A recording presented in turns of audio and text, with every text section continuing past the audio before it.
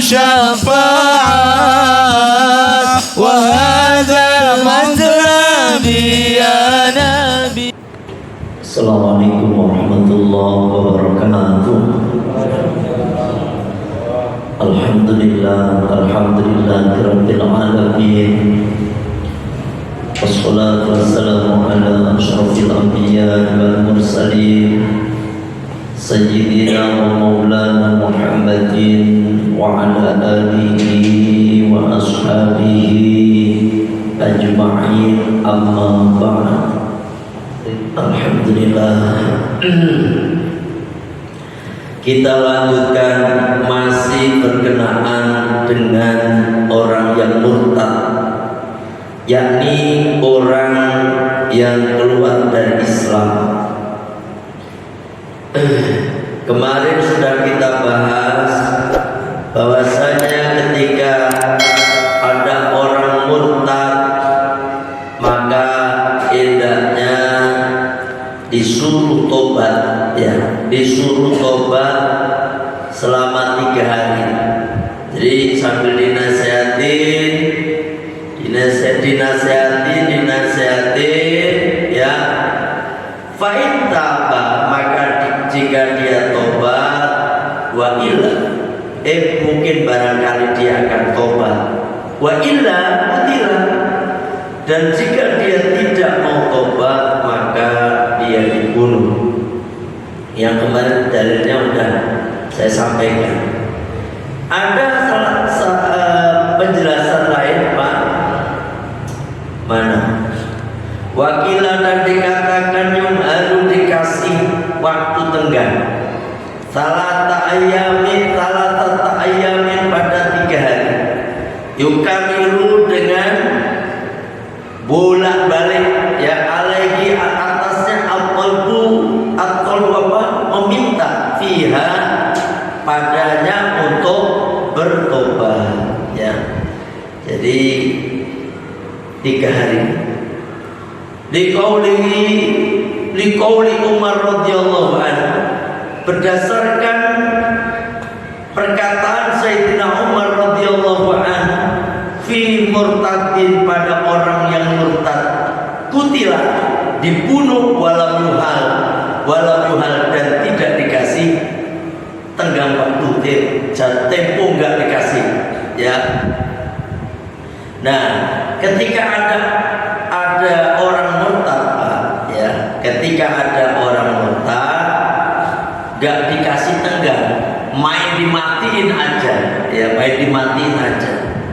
maka apa kata Sayyidina Umar bin Khattab, afala habastumuhu salatan, tidakkah kamu menahannya salatan 3 hari, wa imtumuhu, dan engkau memberikan makan kepadanya kula yaumin, pada tiap hari, rogifan, sepotong roti gitu, wastataqtumuhu, dan engkau atau kalian meminta dia untuk bertobat, la'allahu yatubu, siapa tahu dia akan tobat, wa yuraju, dan dia akan kembali amrullahi, pada agama Allah Ta'ala.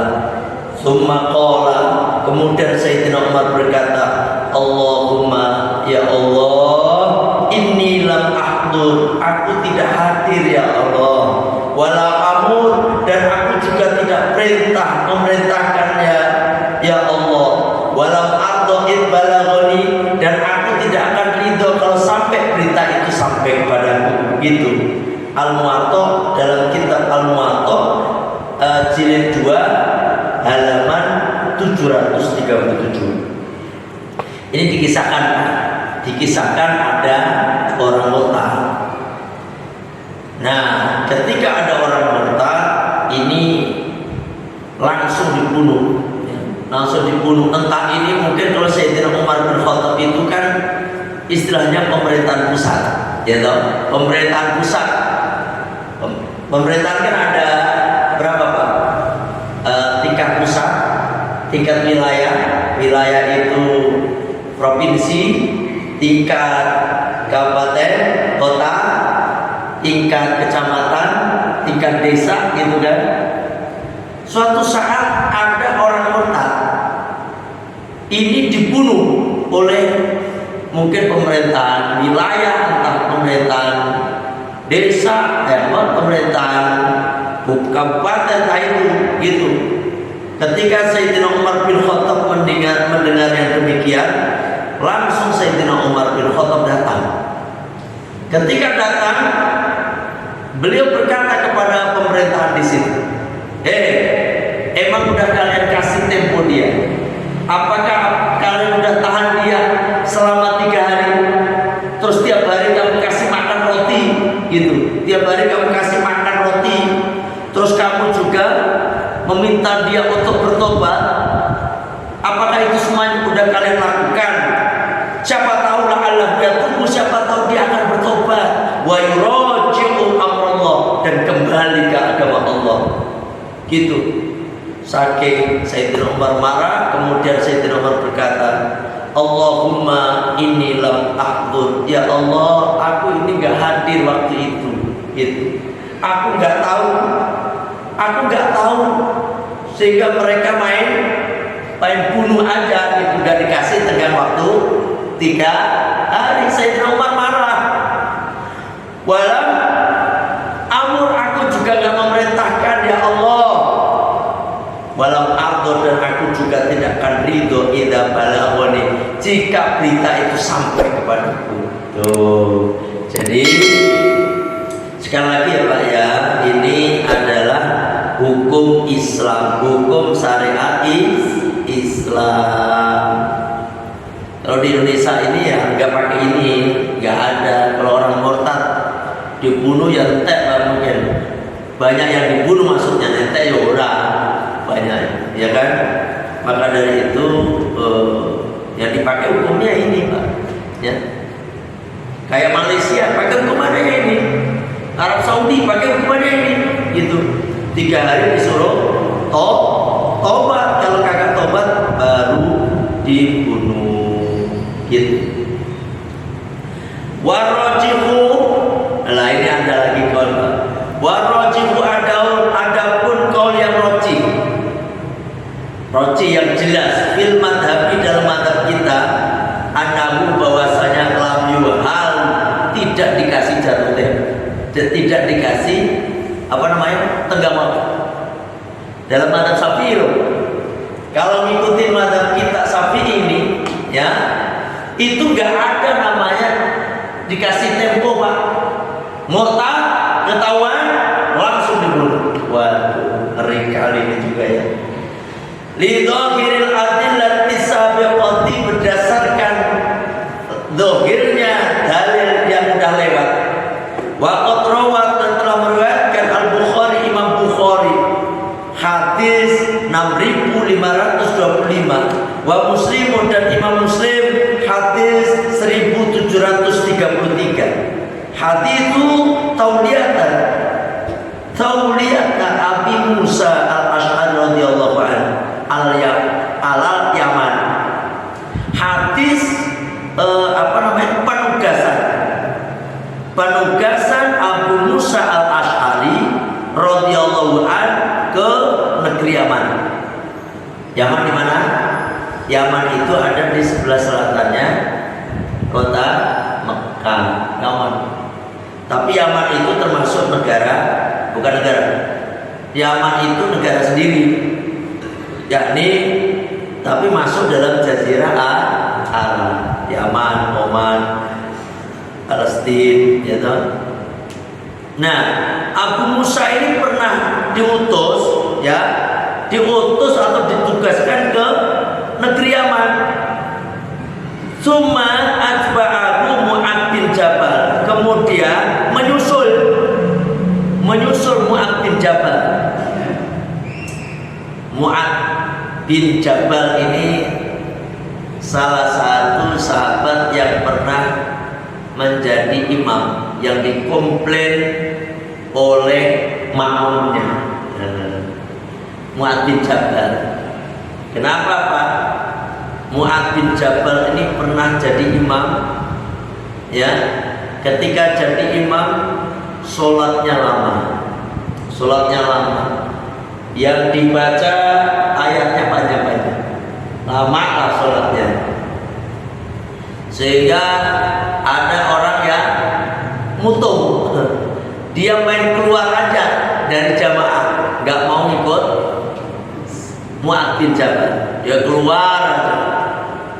Ketika mendengar ada jamaah yang keluar, Sayyidina Mu'adz bin Jabal ini marah. Dipanggil, kamu seperti orang munafik saja, istilahnya begitu terjemahannya. Akhirnya yang dipanggil ini juga enggak terima, lapor langsung kepada Kanjeng Nabi sallallahu alaihi wasallam. Ketika lapor kepada Kanjeng Nabi, ya lapor, ya Rasul, saya habis diomelin sama Mu'adz. Sebenarnya nggak salah saya ya Rasul, karena dia imamin sholatnya lama.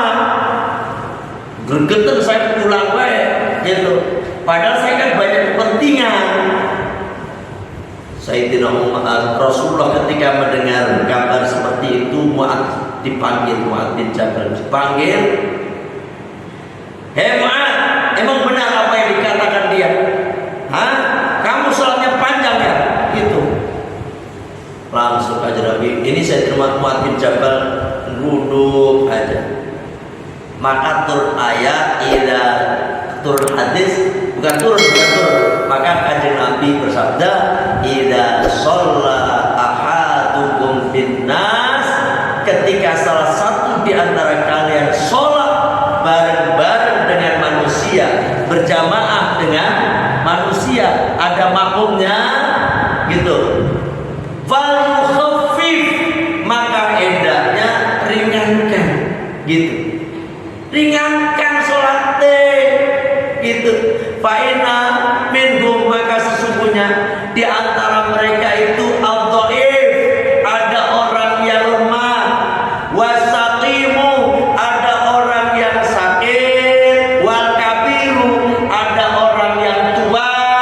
Tuh. Ini kata Kanjeng Nabi loh. Bahkan ditambahin ada juga orang yang punya kepentingan, ada yang mau jualan, ada yang mau ini itu gitu. Nah, wa idza shalla ahadukum li nafsi, ketika engkau sholat sendirian, binafsi dengan sendirian, falyutawil masya, terserah kamu panjangkan berapa baik gitu. Ini kata Kanjeng Nabi. Ya, Kanjeng Nabi marah loh. Kanjeng Nabi marah. Lah orang-orang sekarang kayak begitu, ngapalin Al-Quran panjang-panjang, dipakai yang untuk jadi imam. Ini yang salah kaprah. Kalau jadi imam, ya makmumnya banyak, sholatnya gak usah lama-lama. Ada daftar sholat tuh Pak, ada daftar bacaan sholat, bacaan ayat yang dipakai, apa surat yang dibaca setelah sholat maghrib, bisa ada. Itu gak ada yang panjang Pak, gak ada yang panjang. Semuanya surat-surat yang juz 30 yang pendek. Dan sekarang kan udah kadang-kadang Al-Quran dibaca al-Baqarah maghrib padahal. Nah ini akhirnya kan otomatis makmum pada kabur kayak gini modelnya. Apalagi di kita di Indonesia kayak gini. Saya nanya kepada bapak-bapak ini, sampean itu kalau sholat 20 rakaat, sholat tarawih, pengennya cepat atau pengen lama? Yang jujur, yang cepat lama? Pasti pengen cepat. Tetapi Pak Yoga usah cepet-cepet. Tapi kadang-kadang tuh kebablasan sih, cepet-cepet 20 rakaat 7 menit. Wes angel tenan tuturane lagi. Dan tuh kepriwe coba Pak 20 rakaat 7 menit. Enggak tentu makninahnya. Bacaannya kagak panjang pendeknya, sakar dhewe. Ini ada kalau di jauh sana ada. Boyau biasa sedang. Yang dibaca itu at-takatsur ke bawah lepak. Alhaakumut takatsur hatta zurtumul maqabir, sampai surat apa?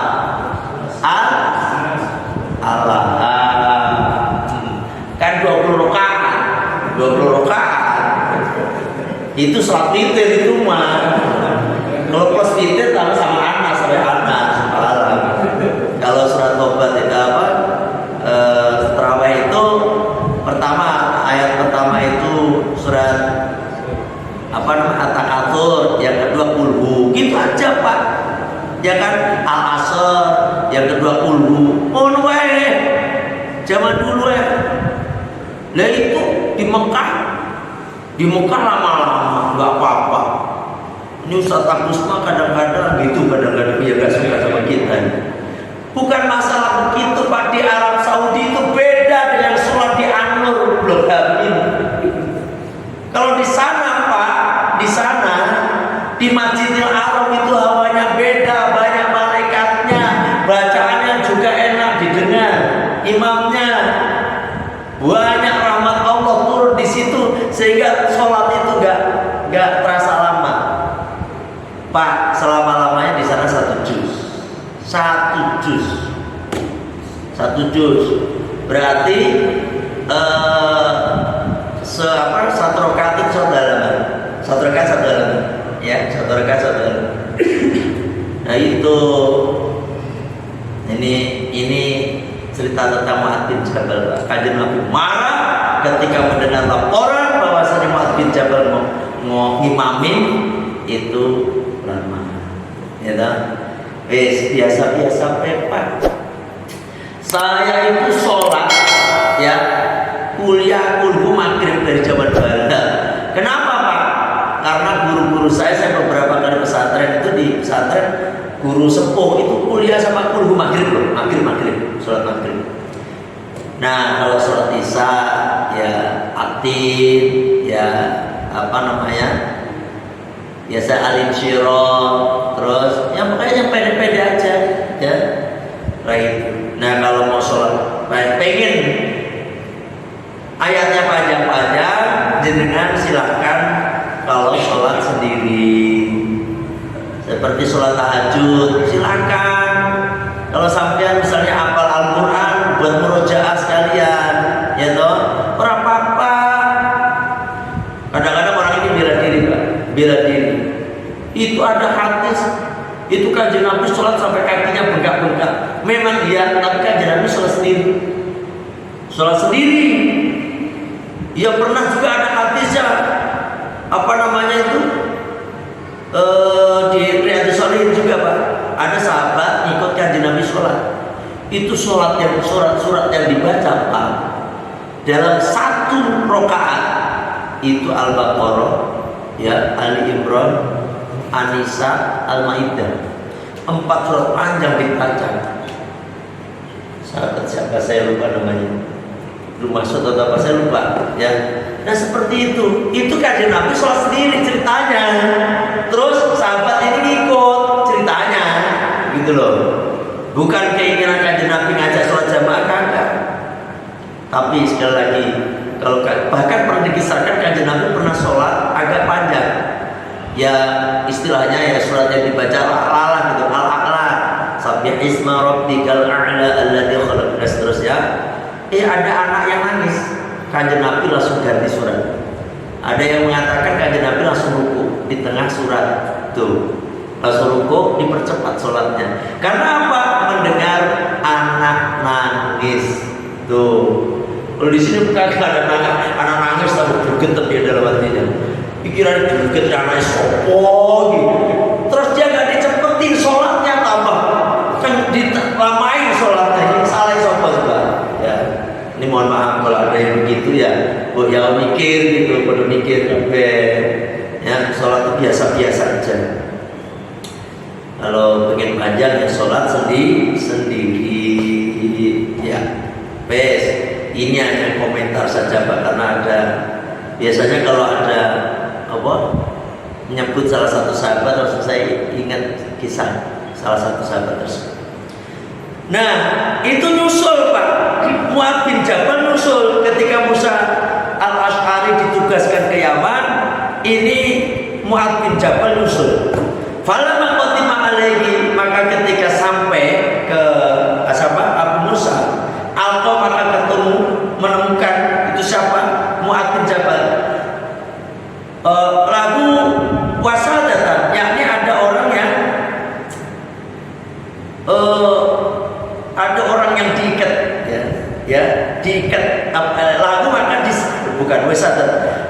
lahu wisadatan, maka siapa ini Abu Musa al-Asy'ari menyediakan wisadatan, bantal disuruh istirahat gitu.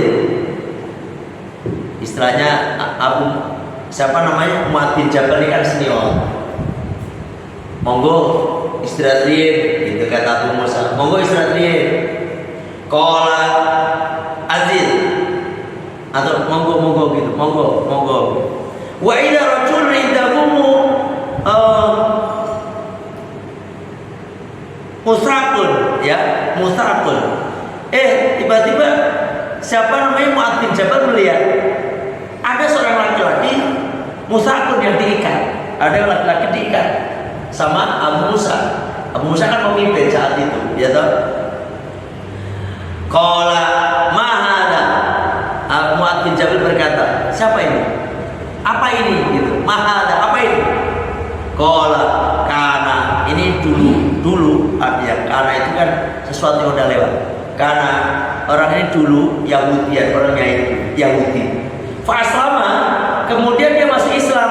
Summa tahawwada, kemudian dia masuk Yahudi lagi. Kata Abu Musa laporan, qala ijlis, duduklah. Suruh duduk. Mu'adz bin Jabal kagak mau. La ajlisu hatta yutala, aku tidak mau duduk sebelum dia dibunuh. Masya Allah, ini yang dipakai mazhab Syafi'i. Ini loh Pak, ngeri loh. Ini, tapi bukan ngeri Pak, sebenarnya ini untuk pelajaran. Untuk pelajaran orang-orang itu kalau udah murtad kadang-kadang, yang kemarin saya sampaikan, nanti dia akan menjelek-jelekkan Islam gitu. Terus yang kedua, zaman dulu itu banyak rahasia. Kalau nanti misalnya dia Islam, kemudian dia keluar dari Islam, maka rahasia-rahasia Rasulullah, rahasia-rahasia para sahabat itu nanti khawatirnya dilaporkan sama orang-orang yang temannya sono gitu loh, sehingga dibunuh. Itu alasannya. Qada'ullah wa rasulihi, itu adalah merupakan ketetapan atau hukum Allah dan Rasulnya. Salah amaratin, dibilang sampai 3 kali.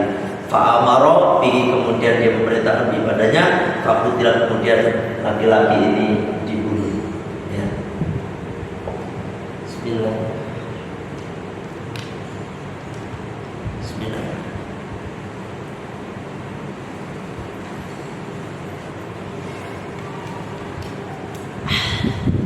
Alhamdulillah. Kita lanjutkan.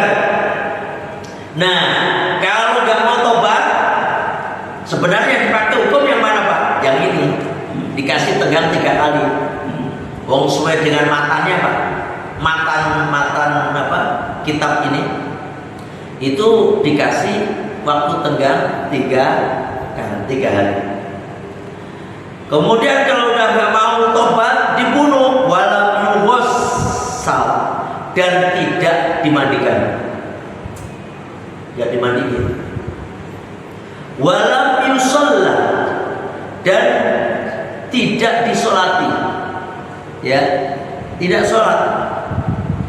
Walam yudfan, dan tidak dikubur fi maqabiril muslimina, di kuburan orang-orang muslim. Oh, ngeri ya. Ya Allah, ini hukum ini, ya Islam itu begitu tegas Pak. Bukan sadis, tegas. Kayak yang udah kita bahas, mencuri dipotong tangannya. Tujuannya bukan masalah sadis enggak, tetapi biar orang yang lain tidak mau mencuri gitu loh, tidak mau nggak nyuri lagi. Terus yang zina kemarin dirajam, dilemparin batu sampai mati. Itu bukan berarti Islam sadis, bukan. Biar orang yang niat berzina dia tidak berzina. Nah ini hukumannya Pak, dibunuh nggak dimandikan. tidak disolatin dan tidak dikubur di kuburan orang-orang muslim. Ini komentar aja. Bapak, kuburan itu pengaruh Pak, ya. Makanya Bapak kalau ke Jawa, kadang-kadang Bapak melihatkan di Jawa itu ada makam muslim. Nah gitu ya, pernah lihat ya? Makam muslim itu nggak pernah lihat. Ini orang mana aslinya pada yang lain ini kan? Nggak tahu makam muslim gitu kan? Pemakaman muslim gitu. Kalau Bapak ke Solo itu kan ada lah. Atau kalau di kita kan bentar nih. Kalau di saya kebetulan orang Kristennya jarang bisa di kampung kan tapi kagak ada gitu. Makanya nggak perlu ditulisin makam muslim semua gitu loh. Tapi kalau yang banyak itu ada makam muslim, ada baca makam yang lain. Pak, itu pengaruh, ya, pengaruh. Makanya sampean itu kalau misalnya di sini banyak kuburan dicampur, wasiat Pak. Misalnya di sini kagak ada. Misalnya ada Bapak tinggal di suatu kampung, suatu tempat di mana makamnya itu dicampur. Ya orang apa aja, mau Islam mau Katolik mau apa dijadikan satu. Bapak wasiat. Apa wasiatnya? Tolong pada anak-anakku semuanya, kalau saya mati, Bapak nanti dikubur di kuburan orang-orang muslim. Kenapa Pak? Karena namanya gini, sampean itu kalau tinggal kayak di rumah ini, rumah tetangganya sampean kiri, kanan, atau belakang, atau depan, itu tiap hari ribut aja. Pokoknya ribut baik. Kadang-kadang piring komprang, ya loh, bentak-bentak. Pak, jujur, pasti sampai telinganya pening Pak. Komprang, ramai terus. Sama dalam akidah kita. Kita loh. Saya ngomong akidah kita, akidah Islam. Saya nggak mau bukan terus mau ini agama lain, akidah Islam. Orang itu Pak, ya, kalau akidah kita ya, orang kafir itu kan disiksa. Makanya ketika mereka disiksa kan berisik juga kita, gitu loh. Di samping berisik juga kita kena hawa panasnya Pak, gitu ceritanya. Makanya Sayyidina Umar bin Khattab radhiyallahu anhu ketika melihat Sayyidina Abu Bakar teman beliau ya dikubur di dekat makam Rasulullah Sallallahu Alaihi Wasallam, maka Sayyidina Umar ini merasa ngiri gitu ya. Ya Allah, enak ya Abu Bakar, itu enak hidup dengan Rasulullah, istilahnya berdampingan dengan Rasulullah Sallallahu Alaihi Wasallam. Coba saya kalau nanti mati dikubur di dekat makam Rasulullah dan juga dengan sahabatku Abu Bakar, sungguh senangnya aku. Kemudian dia memerintahkan kepada anaknya Hafsah, nyuruh Hafsah, coba tanyakan ke Ibu Aisyah ya, tolong aku diizinkan, boleh nggak kalau nanti aku mati saya mau dikubur di dekat makam Rasulullah dengan sahabatku Abu Bakar, gitu, dengan bapaknya Siti Aisyah gitu. Akhirnya Hafsah ini pun, Pak, saya tak ketemu sama Aisyah gitu. Aisyah sama Hafsah ini friend Pak ceritanya, sama-sama istrinya Rasulullah Sallallahu Alaihi Wasallam, deket lagi ya dua-duanya.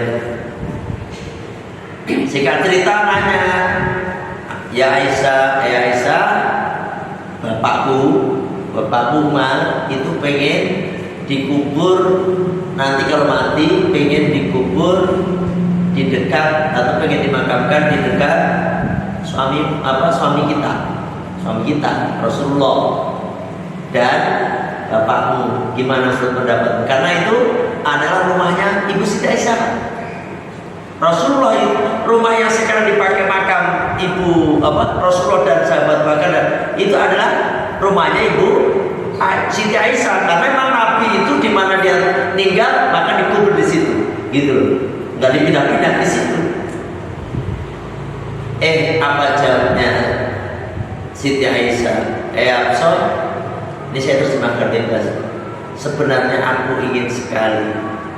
aku sendiri ingin sekali dikubur dekat dengan Rasulullah dan bapakku. Tetapi karena yang meminta ini adalah Umar, sahabat yang mulia Rasulullah setelah Abu Bakar, maka saya ridho, gitu. Saya ridho, nggak apa-apa. Akhirnya Siti Hafsah pulang, ya kasih tahu ya, alhamdulillah kata Aisyah boleh nanti kalau ayah meninggal dikubur. Masya apa kata Sayyidina Umar bin Khattab? Alhamdulillah, tidak ada sesuatu yang membahagiakanku kecuali berita ini, gitu. Yakni pengen dikubur di makam dekat Rasulullah SAW. Siti Aisyah dikubur di mana? Di makam Baqi. Semua istri Rasulullah itu kayak Siti Maimunah, Siti Ruqayyah, Siti Salamah, Ummu Salamah, semuanya dikubur di Baqi. Ini sebagai dasar berbahagialah Pak jenengan Pak kalau jenengan mati dikubur di dekat makam waliullah. Misalnya mana? Dekat Sunan Gunung Jati misalnya, luar biasa. Waliullah ada, ya. Kalau Sunan Gunung Jati sampai nggak mungkin bisa Pak, nggak mungkin. Kenapa? Itu udah keturunan Gunung Jati Cirebon doang. Apalagi bapak orang villa, kagak mungkin ke sono mah. Kalau misalnya orang Cirebon sendiri aja kagak mungkin Pak masuk karena itu ada kuburan keraton lah istilahnya di komplek Sunan Gunung Jati. Itu kuburan keturunan Sunan Gunung Jati, ya. Nah ini makanya kalau orang murtad tidak boleh dikubur di kuburan orang-orang Muslim. Kenapa demikian? Tadi alasannya. Kalau dia disiksa ternyata nyambung ke kita, ya seperti tadi. Wallahu a'lam, ya Allah. Semoga aja dari bapak-bapak ya dikubur dekat orang-orang soleh ya Pak ya.